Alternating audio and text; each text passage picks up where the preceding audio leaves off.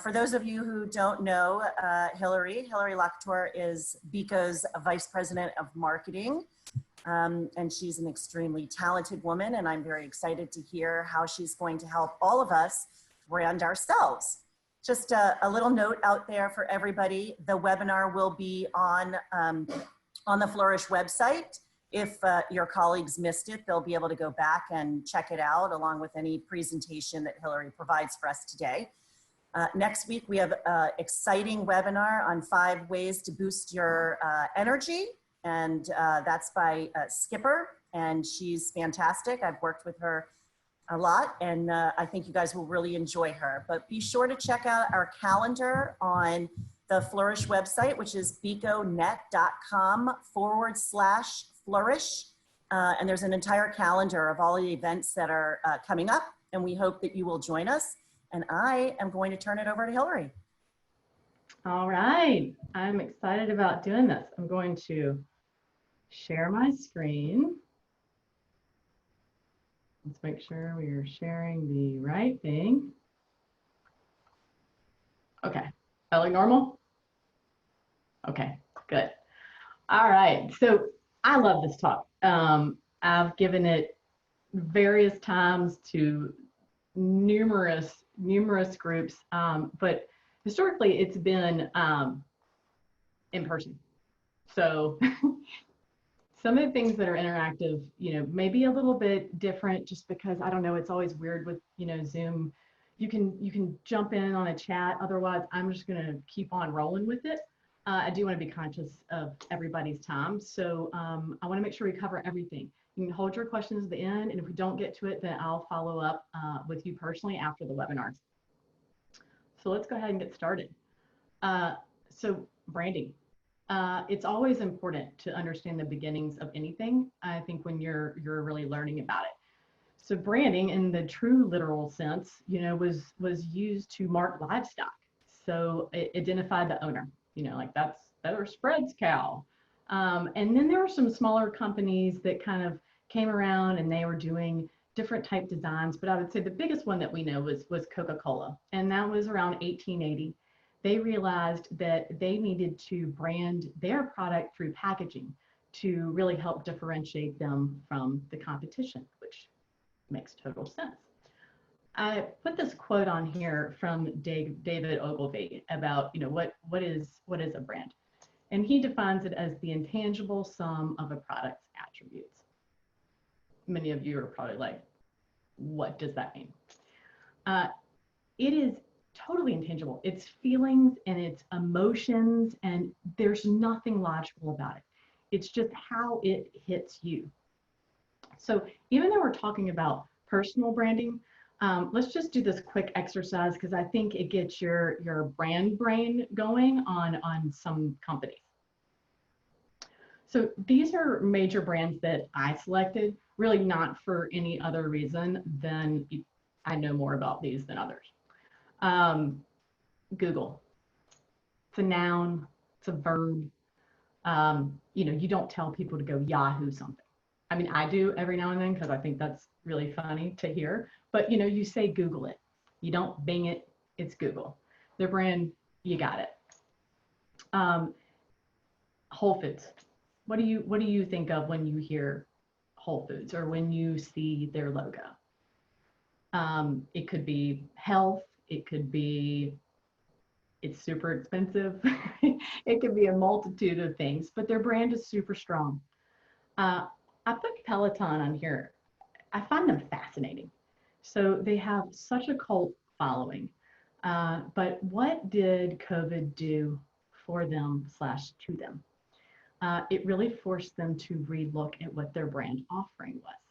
So, you know, John Foley came out and said on March 25th, they had more than 1 million workouts in one day.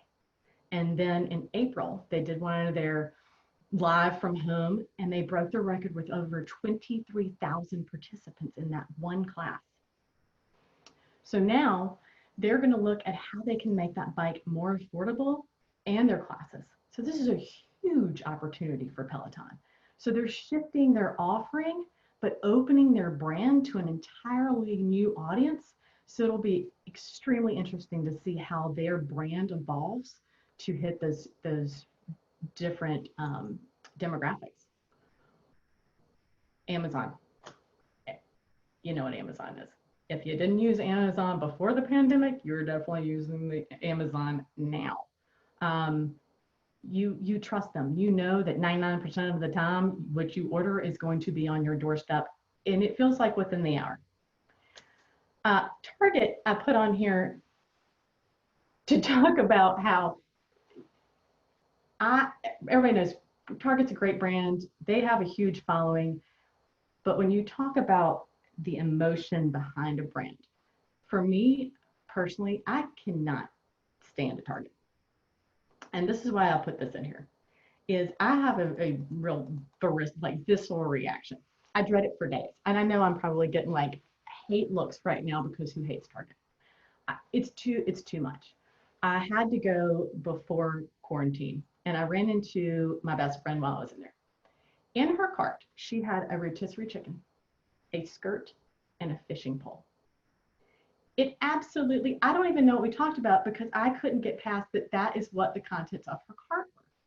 Now, other people love that that's what you can go and do at Target.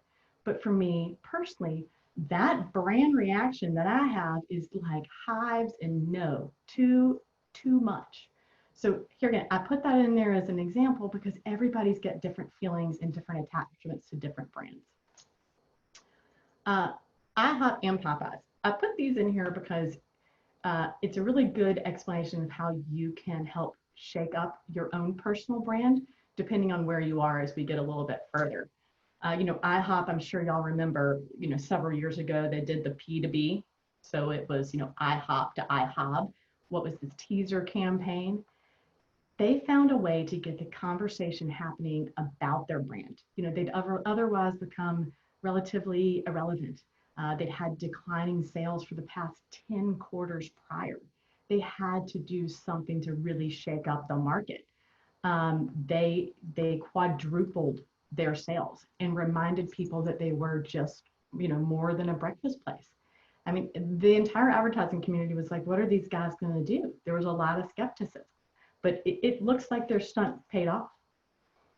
Popeyes, they started the chicken war.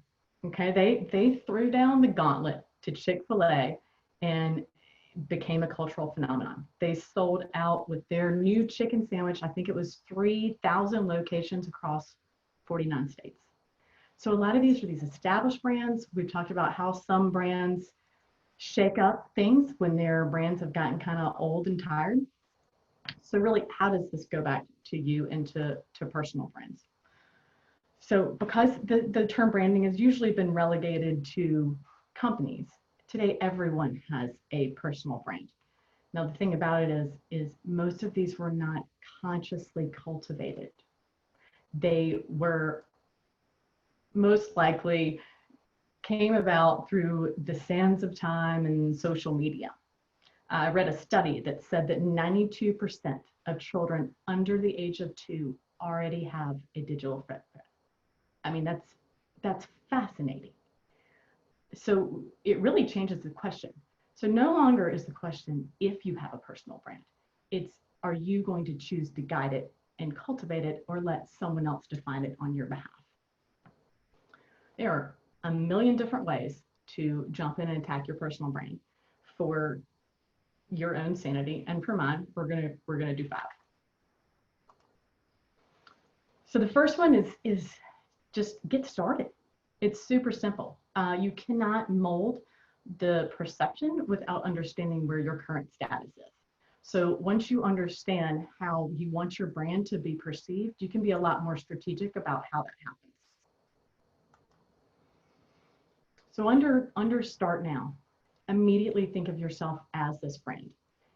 Is there certain subject matter that you want to be perceived as an expert? It could be within your industry. It could be a hobby, however you want that perception to be. And then are there general qualities that you want linked to your brand? Throughout this entire presentation, the most important thing is to be human. The more attainable and relatable you are, the better. So it sounds like kindergarten, but just be yourself. A strong brand has a really, really high ROI. We'll get into this a little bit later on how and why. But then as you're doing this, think about what are individuals, and usually we always migrate to celebrities because we know them. There's obviously just key influencers within your own communities and people that you acclimate to that you can also look to see who has this authentic brand. For today's exercise, I've picked people that we all know. So there's been a real big shift in the marketing landscape from product and brand loyalty in the traditional sense. And so we're redefining these brands as personas, and they're creating these voices, right? And they're making connections through actions. They're telling stories, they're influencing communities, they're accelerating their loyalty. So how do you want to be labeled and how do you want to be talked about? The most successful personal brands work because they are relatable people. These people down here, none of this is political, by the way. It's just they each fit into an interesting bucket. So Michelle Obama, she's really interesting because her brand unfolded in front of all of our eyes. I mean, she was in the spotlight. She comes across here again as relatable and accessible. This was something that was it was new territory for a first lady. Matt Lauer. Millions of Americans had coffee with this man every morning. You liked him, you trusted him. We all know what happened. It was not good. It's not to say that people don't have whoppers that tarnish their exterior and they recover over time. We've seen it. This one, he went radio silent, trying to do something at this point would be trying to turn the Titanic. It's pretty close to impossible. Lady Gaga, authenticity is one of the most important things you can have when defining your personal brand. She's always authentic and she's always consistent. You know where she stands. This woman went from wearing a dress made entirely of meat to winning an Oscar. The continuity between that is that you always knew who she was and what she stood for. Hillary? Yes.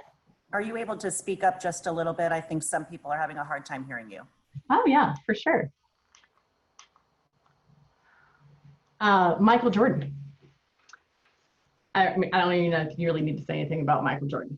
I mean, everybody knows who Michael Jordan is. His personal brand is his personality and his skill. His skill with his personality is what makes him memorable. And then lastly, I put Chip and Joanna Gaines in here. You know, they had a little fixer-upper show on TV and then a national and global brand. You like them, they share their family, they let you into their home. They're real. They're again, all about authenticity. The number 2 thing to do, I put check up from the neck up. So this always makes me laugh. It's usually what I say about crazy people, like they need a checkup from the neck up. But what I'm asking here to do from the checkup to the neck up is a personal audit. Okay, and so this can be done in 2 ways. So when you audit yourself, know what's out there. And this is in the 2 buckets that I mentioned. So it's, what do people come to you for? What do they ask you about? You know, when you're in the office or when you get back to the office, before you left the office, what kind of things do they ask you about? Do they ask you about what you did day to day for your job? Or do they ask you about things that were not even related to your job? Online, you know, what's your current status? How's your street cred look? I know this is super creepy. I grabbed a screen grab of myself and Googled it because I thought it would be too weird to Google one of you and post that, but it just shows you what comes out. And I mean, quite frankly, I hadn't done it in a while. And so as we get deeper, some of those things, I was like, why do I have 2 Twitter accounts? But there's a way to fix that stuff, and there's a way to push it down. There's image things with title tags, and we'll get into that when I get into the social media portion. But personal branding is about managing your name.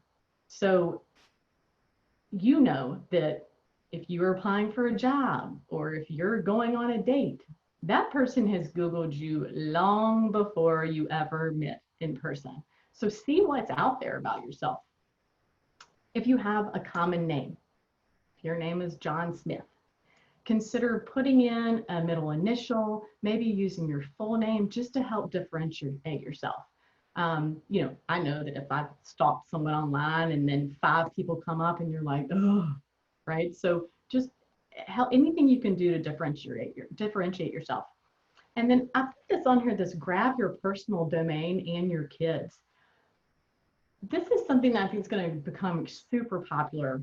I mean, not just me, this is common, but you know, you can go to GoDaddy or Cheap Names or any of these and buy HillaryLacouture.com.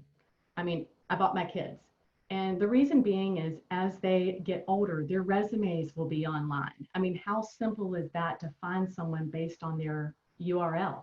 And it's cheap. And that way, no one else owns it. So if you think about like in Twitter and you go, there's like there's the real Donald Trump or was the real Kobe Bryant because someone else had claimed those names prior. So they couldn't even get their own name. Twitter now has a verification process, but this goes back to being able to own your own personal brand and not letting someone else do that. Number 3 is to be authentic. So you want to be really purposeful in how you put yourself out there. You know, there's a real vulnerability to being authentic. It's not easy. I mean, none of this is easy. It doesn't have to be painful. It's just not easy. I personally struggle with vulnerability. It's something I work on all the time. I've always associated it with weakness, and it's not. At least I'm told it's not. I'm just kidding. But, well, here, we'll go to the next slide. Be purposeful in what you share. So every interaction, every post, every tweet, all of that contributes to your personal brand. So it's an amalgamation of all those daily actions, right? Think about the evolution that's transpired from the 80s and 90s. Everyone had makeup, everyone was beautiful when they were in the spotlight, right? You're like, that kind of looks like a person, but they've got a lot of stuff happening. Then you would see them on the cover of Star magazine as you checked out from the grocery store and you were like, they are a troll. They're not even a real person. And so you had this distrust. Now, if you don't see celebrities in this unfiltered state, it's the same reaction. You don't trust them. So that's why you see so many of these people have both. And people now are intelligent enough to get that the fancy person is the same as the non-fixed up person because that's human and that's authentic and that's what people gravitate to. You know, when you are auditing yourself online, make sure that you are not using your high school photo on LinkedIn, right? Because as people are searching you before they really meet you in person, it's going to be a what happened? You know, did they age 20 years and 24 hours? It's very off-putting. So be you, be real. Puppies and rainbows. You know those people that every time they post, everything is super fabulous. Their conversations are awesome. Their posts are awesome. What emotion does that evoke? You know, millennials especially, they sniff out inauthenticity like McGruff the crime dog, right? They know there's nothing more distrusting than not being human. Own your stuff. We naturally jump to defensiveness when we feel like we're in the wrong or that we've made a mistake. There's integrity to this. That's a whole separate part that we'll get to, but own your business, own your mistakes. Find ways to produce value. So what are you bringing to the table? Here again, everything here lies both in person and online. So when you bring to the table, are you bringing ideas? Are you bringing information? Whatever it is, just make sure it's not criticism or just no. There's nothing wrong with critiquing, but critiquing is way easier than bringing an idea to the table. Show it, show rather than tell. Don't just say it, do it. That's kind of under the acts of service. And this last one, power and pressure don't build character, they reveal it. So, this is often a saying that comes from sports, right? That sports don't build character. But I think especially in today's times too, before you take to the airways and get on your soapbox, make sure it's meaningful, because it's really, really hard to come back from a rant. You can delete a post all day long, but it's already been out there, right? It's already been read. You can't truly ever take it back. So just always think before you do anything. I love this quote. There's several in here. Who doesn't love a quote? We are what we repeatedly do. Excellence then is not an act, but a habit. Number 4, this is to be a person of integrity. So, what is integrity? It's being accountable. It's being a person of your word. It's doing what you say you're going to do. And it just feels good. That energy is totally contagious. I see this within our own office. It's so important. Show up and do the work, follow through. Think about how surprised you are when people do what they're going to say. Like, I'll send you that email when I get back to the office, and you don't have to follow up. They actually do it. You hold people in a different light when they are accountable. It makes you stand out. So, think about how the interactions that you have. Okay, let's have lunch. I used to say this all the time. I have no idea why I said it. I would say it, and then I would think to myself, I really don't want to have lunch. I don't even eat lunch. Why did I just say, let's have lunch? Because then I would never follow through. Made me inauthentic. Be honest. Have clear communication. This builds trust, and it makes, it's just so simple. Be honest. You feel like you shouldn't have to say that, but you do, because sometimes things get twisted. Make things happen. So find those solutions, figure it out. Don't quit and walk away. Don't lay blame. Just do it. And why is this important? It's because you do business with people of integrity, right? Not only are they going to use you, but they're going to refer you. And people refer people who they like to do business with, who they like. You're not going to refer people who don't show up or don't do the job, but you're going to refer those people who follow through with what they say. Another quote, how you do anything is how you do everything. This is the greatest representation of you as a whole. Integrity, morality, principle, people will see you. If you are chronically late, what is that message to people? Something that seems so trivial really defines your brand, and it makes you appear unreliable. No matter if you're hitting everything else on all cylinders, that one little piece can really crush you. So align yourself. Who do you follow on social? Who do you interact with? Do you have a mentor? Are you a mentor? You don't have to produce, and you also don't have to produce all of your own content, right? That's the beauty of being able to share posts of like-minded people and use their content as your platform. That's what the beauty of social media is all about, is being able to share that content.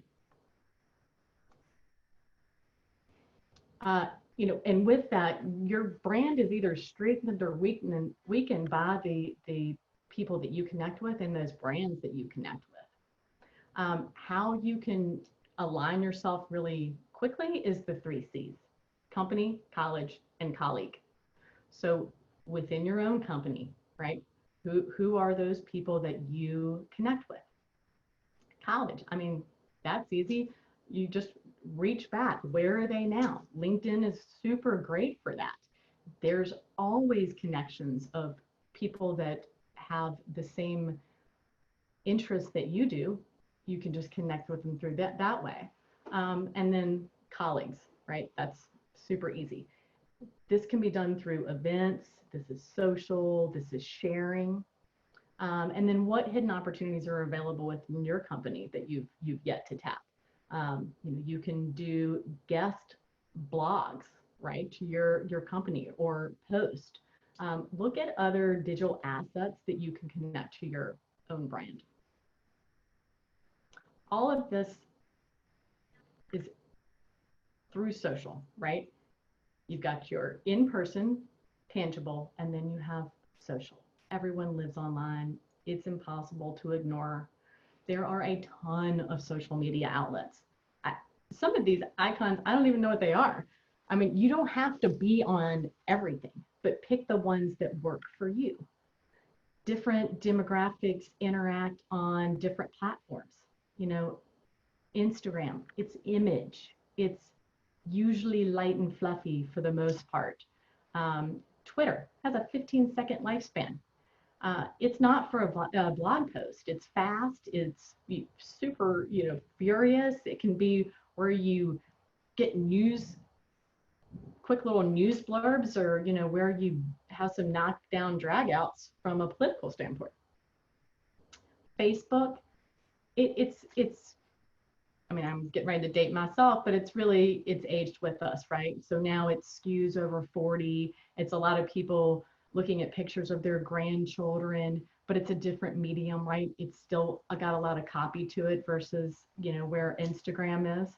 LinkedIn, that's going to be your more practical content, business minded. But there's a ton of things out there. I mean, TikTok, I don't know, it appears to me where people like shake their fannies and learn to dance. It's not for me, but it could be for other people, depending on what your thing is, right? Whatever you decide to own, the content is critical. And if you decide to be on multiple social media outlets, you have to keep your brand consistent. So it's the uniformity, but it's a subtle twist. So brand killer, voicing on the wrong medium. We've all seen it. You have the people on Instagram who are obviously sharing from what they have on Facebook, and it is this big soliloquy. You're messing up my jam, right? I'm scrolling through Instagram, I'm looking at pictures and memes, and the next thing you know, I got to scroll through all of this. You just jam me up. Different outlets hit different demographics, just like we talked about TikTok, Instagram, Facebook. Who are you trying to hit? Because the message that you put out there on Instagram has got to be different than what you put out there on Facebook. Just knowing who the audience is on there. And no one's going to know who's following you better than you are. Check it out. As I mentioned earlier, I may be maturing out of a medium called Facebook. I did jump off there quite some time ago. It's okay to abandon a social media platform. It's just like moving your house or moving your business, right? You just have a new address, okay? And then let them know where you're going. You see this a lot. Hey, I'm jumping to Instagram, or look for me on this. There's nothing wrong with it because there's so much out there. People are kind of, used to that. And then encourage a new following. You don't have to come out of the gates being on 4 to 6 different social media pieces, right? But let's say that you've decided to go into Instagram and you've kind of mastered that, and you may want to try Twitter. Then let people know where you're spreading out to, or you started a blog. Have your Instagram post then, link to that in the bio. So they're going to another place, but they're able to get more information. The Today Show, they do that all the time. It's just enough of a teaser, but it just gives you a little bit more broader base without regurgitating the same information between all of your social media platforms, because it gets super boring. cannot say it enough. Consistency, consistency, consistency. You have to make sure every message is consistent. Social media has totally changed the way that we communicate and the way we're perceived. It's positive and negative. So every time you post a photo or update your status, you're contributing to your digital footprint that never goes away and your personal brand. So if your platform is animal activism, and you've been posting content from a Greenpeace rally, do not then go onto Instagram and post a picture of yourself riding an elephant at the circus wearing an ivory necklace and a tiger pelt. That is, you've completely just blown your whole brand. So it is really challenging to cultivate your personal brand, because you got to think about it all the time. So it's not that it's impossible, it's just think before you do anything, because the most subtle of inconsistencies can really jam up what you're trying to lay down. I mean, Jeff Bezos, always with the quotes, right? Your brand is what people say about you when you're not in the room. I love that quote. That is 100% dead on. I believe it was Warren Buffett. He said it takes 20 years to build a reputation and 5 minutes to ruin it. We've all seen it. So just be careful. These little, 5 steps are all simple things to do. It's just you really have to act with intention and really cultivate what your personal values are and what you want them to be. So that's the presentation. And you can jump in with any kind of questions or anything that you have. So we have 2 ways that we can take questions. In the webinar chat, feel free to do that. And the other way is you should have an ability to raise your hand at the bottom, and Caitlin will be able to unmute you if anybody has any questions for Hillary. And if you don't, that's okay too.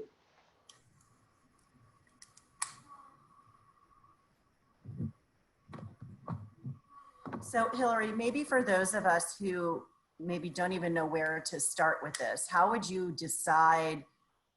Would you tell somebody to write down what they want to present to the world? How would you tell them to start cultivating what it is that they want to present to the outside world? I think that you have to look at what your core interests are. How do you want to be known? And how are you known already? I think that's why the personal audit, that checkup from the neck up, is so important, because how you think you are perceived may not be actual. And you're not going to get it from, hey, what do you think of me? Right? It's really going to you're going to have to dig deep and think about, what questions do people ask you? And then that quick social media or Google audit, it goes beyond Google. Go back through your social media post. What are people like the most, when you post? That's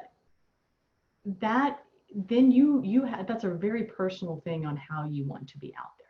And everything doesn't have to be so serious and heavy, right? Whatever you put out there, you want to make sure that it's the right vein for you. So it looks like we have one question from Heather. Do you have any suggestions for deciding what your values should be, or what the best ones are to focus on? What I said. What Chris said. We're right in line with each other. Right. Well, and the integrity piece, that's just important for life, period. I mean, that's just a really great life lesson, because regardless of what you're doing and how you want to be out there, you want to be accountable. That's what propels you. Can you give people some guidance about the different types of mediums that are out there, and maybe while generalizing, what are those good for? so that somebody who maybe is not as, like I've never been on Twitter. So I don't know whether that's a medium I should be on. So maybe people don't, maybe we could just understand a little bit more about each of the mediums so that you could craft which ones seem right for you. Mm-hmm. So, you know, since you brought up Twitter first, like I said, Twitter, I mean, that is your short lifespan, 15 seconds. It's really not for everyone. And you know, when you think about celebrities and other people out there, these folks have entire teams that manage their social media. There is no way a normal human could manage all those different outlets. So pick 1, 2, 3, whatever's manageable for you, because you do have a full-time job and you do have, you know, a life, and own those. But look at Twitter, just see what it's all about. You know, stick your toe in the water. That one's super fast. It's not something that I love. I mean, I'll scroll through there just to get some news or see what people are saying about certain things. You know, like I said, Instagram it's going to be the light and fluffy. Most recently, it may not be as light and fluffy, but for the most part, it's all image driven. And so much of what we see is image driven. People don't have, for whatever reason, they don't like to read. You know, Facebook, you're going to have more image driven with more copy. But under each one of those, they have their own sets of demographics. You know, because Facebook's been around for so long, granted, they have a huge, huge pool of people, but not to sound morose, but a lot of those people have passed on and yet still have active accounts. The fastest growing demographic on Facebook is 60 plus because they're looking at pictures of their grandkids. So if you are, you know, I'm trying to think, what do young people do? If you have like a t-shirt company, Facebook might not be your thing, right? So where do you connect best? There's tons of social media outlets out there. I personally always gravitate to, you know, what I called the big four, because they're easy and they're known. A lot of these other social media outlets, they come and go. The Snapchats and TikToks, you know, what's next? But the big four have been around for a while. We have another question here from Amy. When I think about a brand, I think about the company. How important is it for each employee within the company to develop his or her own brand? And does it help or hurt the company? That's an awesome question. And whether it helps or hurts depends on what the brand is. But yes, that's what the beauty of a company is, you know, talking about BECO, the brand is the people, right? And other companies, they have that big umbrella of a brand and the individual people help elevate that brand, but they have to have individual ones to be the pillars of what that overall brand is, right? So, you know, you're only as strong as your weakest link, and I can think of 1,000 other cliche things to say right now, but the individual brands have to be super important because, you know, you may not die with the brand of the company that you're with right now, but what you bring to the table is the most important thing, and what strengthens your own personal brand as well as the company's brand, and most likely why they hired you. And we have another question from Ravneet. How do you navigate posting content that you believe in without offending a certain section of people, such as religious or political views? Or would you steer away from posting about sensitive topics? And if you do, would your silence be taken as not caring? Okay, let's see if I can hit all those. Yeah, you know, that's like the $24 million question. If you choose to speak on sensitive topics, there's no way you're not going to offend someone at some point, period. But you have to really dive into what your platform is. So if that is your platform, you have to be okay with not always being the good guy and not always being Switzerland, right? There's going to be people that you offend. Now, there's a difference in stating your opinion and owning what that opinion is, and then just being hateful. right? So articulate what the meaning is, and yes, it may come off and not be a crowd favorite, but it's going to appeal with some people that are already following you. Otherwise, they would not be following you. And there was a last question in there that I'm too old to remember. What was it? I think it's just about regarding being silent on critical issues, if that could be viewed as not caring enough about the topic. Sure. I mean, that's, you know, they say silence is stronger than not, you know, than saying something. But you don't always have to speak on every topic, right? You don't have to have a rebuttal or have a response for everything that's happening in the environment. So yes, being silent, especially in today's temperature, you know, that's tough. It's super tough. And it's something that has to be a personal opinion and totally up to what you want to do. And it may not be popular opinion, but it's okay. And that is in your authentic self, to know that it's okay not to always have an outward facing opinion. And sometimes that opinion does not need to be heard by everyone. And sometimes it does. But that's part of your personal brand, and that's part of that evolution.